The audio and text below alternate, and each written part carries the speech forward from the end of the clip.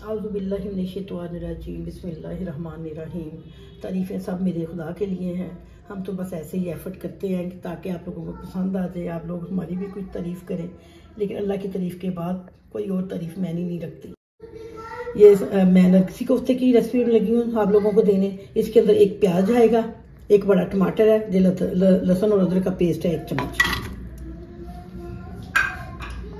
दरा मिर्च है, हल्दी है 1 आधा चम्मच, 1 चम्मच सूखा धनिया है और 1 आधा चम्मच काली मिर्च है, 1 चम्मच नमक आप अपनी हस्बे ज़रूरत से ज़्यादा और कम कर सकती हैं। ये चीज़ें इसके अंदर जाएंगी। थोड़ा सा पानी डाल के इसको स्टीम पे लगा देंगे। नरगिसी कोफ्ते की तैयारी करने लगी हूँ। ये देखें, ये इसमें एक प्याज आएगा, ये 6-7 हरी मिर्चें हैं, ये अदरक का छोटा सा पीस है।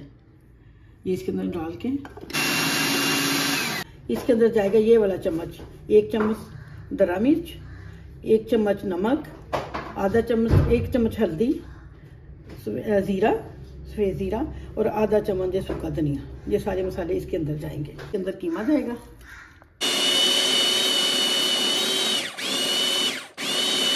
2 चम्मच बड़े बेसन के भून के हल्के से तवे के ऊपर वो डालने हैं। वैसे तो चने भुने हुए डालते हैं, लेकिन क्यों चने मौजूद नहीं थे तो इसलिए मैंने कहा कि बेसन से काम चलाती हूँ। बेसन भी तकरीबन सेम वैसा ही टेस्ट देता है। 1 चम्मच ऑयल का या घी का आपने इसमें डाल देना है और इसकी बहुत फाइन इसको पीसना है, क्योंकि जितना फाइन पीसेंगे उतना ही कोफ्ते टूटेंगे नहीं। आमतौर पर कोफ्ते टूट, अक्सर बहनों को शिकायत होती है कि हमारे कोफ्ते टूट जाते हैं। ये देखिए, इसकी फाइनल लुक मैं आपको दिखा दूं। ये देखिए, ये किस कदर मुलायम है। ये आपको नजर आ रहा है। ये देखिए ज़रा, ये किस कदर मुलायम है।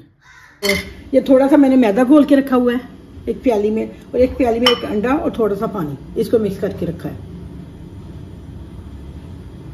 ताकि उसकी ग्रिप अच्छी तरह से अंडे के ऊपर हो जाए।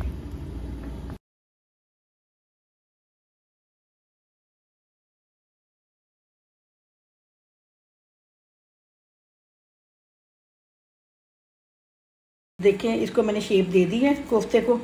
एक कोफ्ता मैंने तैयार करके रख लिया, एक मेरा तैयार हो गया। अब मैं दूसरा लगी हूँ करने। इसको ज़्यादा देर तक हिलाना, मतलब ज़्यादा देर तक एक ही पोजीशन में नहीं रखना। ये देखें, इसको हल्का हल्का पलटते रहना है, क्योंकि जब कीमा अपनी जगह श्रिंक होता है तो अपनी जगह छोड़ देता है, तो जिसकी वजह से ये फट जाता है। तो आप हल्का हल्का इसको इस तरीके से बस इसको करते रहना। ये देखिए, ये कहीं से भी फटा नहीं है। हल्का सा ब्राउन होने तक इसको बनाएं, बस इसको निकालें और एक ही कोफ्ता डालें। ऐसा टाइम एक ही कोफ्ता डालें, उसको बार बार ऐसे पलटते रहें ताकि जो फटे नहीं। इसकी तकनीक है तो ज़रा रिस्की, क्योंकि जब कीमा शील होता है तो लाजमी वो छोटा हो जाता है, जिसकी वजह से वो अपनी जगह छोड़ देता है। अब मेरा डन हो गया, मैं इसको निकालने लगी। चलिए,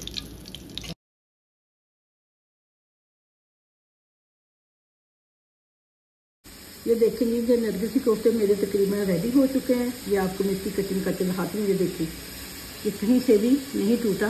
बस इसकी ये एहतियात है कि मसाला बनाने के बाद जब आप बाउल में डिश आउट करेंगे उस वक्त इनको कोफ्तों के ऊपर रखना।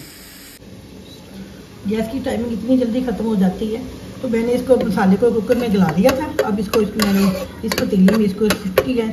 अब इसके अंदर जिस ऑयल में मैंने फ्राई किए थे वो वाला ऑयल इसके अंदर डालूंगी। इसके अंदर लहसुन, प्याज, अदरक, शुरू में आपने देखा होगा जो चीज़ें इसके अंदर गई हैं, लहसुन, प्याज, अदरक का पेस्ट और 1 टमाटर, वो जितने मसाले में वो सारे इसमें मिक्स हो चुके हैं। ये देखिए, मसाला बिल्कुल गल चुका है। अब इसके अंदर मैं ऑयल डालूंगी और इसकी बनाई कोफ्तों वाला ऑयल इसके अंदर मैंने डाल दिया।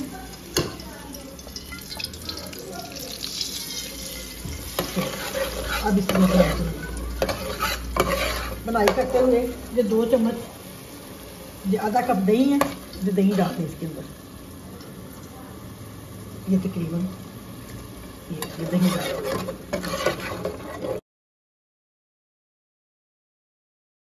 थोड़ा सा जीरा हाथ के ऊपर मसल के इस मसाले के अंदर डाल।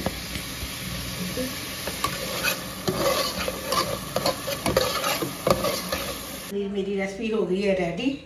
गार्निशिंग के लिए आप इसके ऊपर कुछ भी लगा लें। जो थोड़ा सा धनिया ऊपर डाल दिया है, जो कल मैंने तंदूर की रोटी बनानी सिखाई थी तवे के ऊपर, इसके साथ आप उस तरह की रोटी बनाएं और खाएं और एंजॉय करें और मुझे याद करें और सब्सक्राइब भी करें। मेरा ख्याल है कि नरगिसी कोफ्ते का नाम इस शेप को देख कर रखा गया है। ये देखें, ये जो येलो योक है बीच में, ये बिल्कुल आई बॉल की तरह से और वाइट वाइट एरिया, तो इसकी वजह से इसको नरगिसी कोफ्ते का नाम दिया गया है। जैसे किसी की तारीफ़ करते हैं कि नरगिसी आंखें, उसी तरह ये नरगिसी कोफ्ते हैं।